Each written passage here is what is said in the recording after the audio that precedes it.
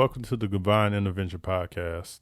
This episode is going to be less controversial than the last one, and we're going to talk about education usage. I think especially in my community that education is kind of being pushed, and it's a good thing it's being pushed, but it's not being utilized properly. So what I mean by that is we're getting a lot of degrees, and we're just getting people who are achieving degrees, which is great in my opinion. But the problem with that is we're not using it to its advantages or applying these degrees at all.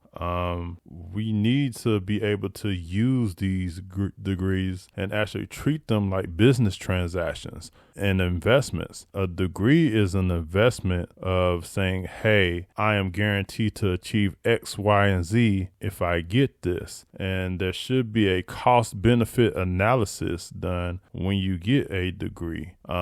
Getting a degree just to say you have a degree is cool, but a lot of the time people will get degrees, but they can't do anything with them because they're not able to apply them in the field they want to. They're not working in the field their degree is in, or they're not really able to utilize it because it just was a big waste. It was just getting a degree just to say you got a degree. Being educated doesn't mean you just have a degree. Being educated means you understand what to do, you understand how to do it, and you understand when to use the resource and how to use the resources around you to achieve your goal. There's a lot of education that you can get without getting a degree that is very useful. Whether it be lessons, I'm gonna go with lessons, trade schools, and then apprenticeships and etc. Trainings, books. Yeah, there's just a lot of things. I don't want to go into details because I have like 20 more in my head, but using the tools that you have around you is very important. I'm recording this episode in May, and there's a lot of graduations going on towards the end of May. I congratulate everybody who's graduating high school, graduating from college. To me, it's a big achievement, and it's the beginning. It's the beginning of a journey. It's not the end. My personal thing with my own degree, because I have a master's, I have an MBA actually, and my mindset to this is, for one, get a degree that will benefit you immediately. Like, do not get a degree that you're just going to be, I guess, struggling to use. Like me, I use mine on a regular. Like my employment, like it actually paid off. Like I don't owe any loans on it. For one, I'm debt free in school. And then two, it gave me the pay raise that I needed after I applied myself. The degree actually helped me apply myself to find jobs to give me a pay raise. So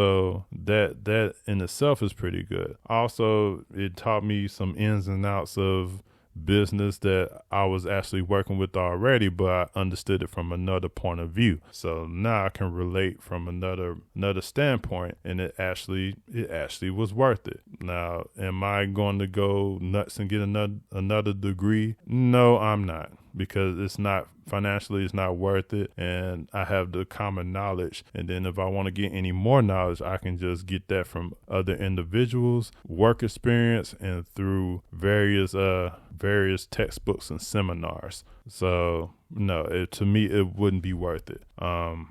And as far as me explaining that, I think that needs to be pushed. That needs to be pushed, and people also need to look into how to use their education, not just getting it and saying, "Yay, I got a degree." Because a lot of people are quick to say, "I'm educated. I'm educated." Me, I look at them, I'm like, "Okay, you educated. That's cool. What are you doing with it?" I'll be honest, I'm kind of living better than some of these educated people here.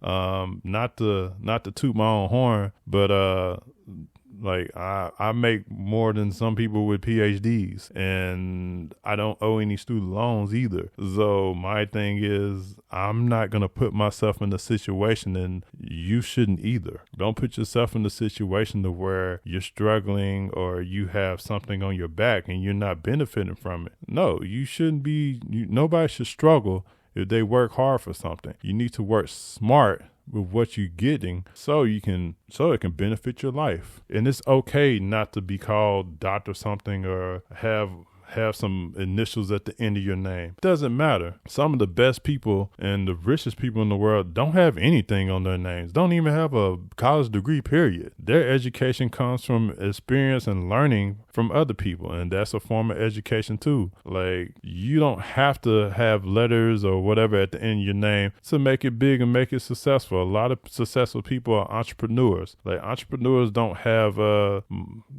well-off ones don't have like degrees and stuff. I'm just gonna be honest. And also your athletes or whatever, they don't have like PhDs and stuff. Like, they know to utilize their talents, and then their talents got them around to the people who can educate them on how to utilize their wealth to make it grow. And that's a form of education. I think that needs to be emphasized, because a lot of people have talents and they don't utilize their talents because they don't know how to go about it. So I don't have a suggestion on how to do that per se, because it's different for everybody. But I do have one suggestion, and that is to keep the right people around you. If you want to do something in life, you got to seek out the right people. You can't hang around people who don't serve you any purpose, because you can't get educated and you can't learn from people who are not going to teach you anything of value. So be around valuable people. As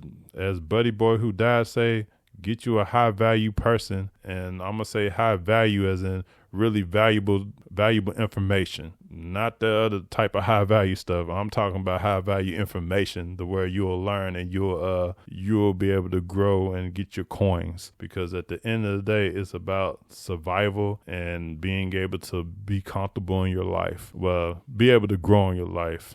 I hate complacency, so I'm not going to say comfortable. I'm going to say thriving in life. There we go. But I think this will be a short episode, because that's all I really wanted to say. I really wanted to get it out there that people need to use sense and actually think of getting a degree as a business transaction, and do a benefit analysis on whether a degree is worth it financially or not. I think the only other thing I can add to this is people need to go to school or go to their trade or get advice from or whatever based on just getting them to the position they need to be in the fastest and most economic way possible. A lot of people will go based off of feeling, emotion, and all that stuff.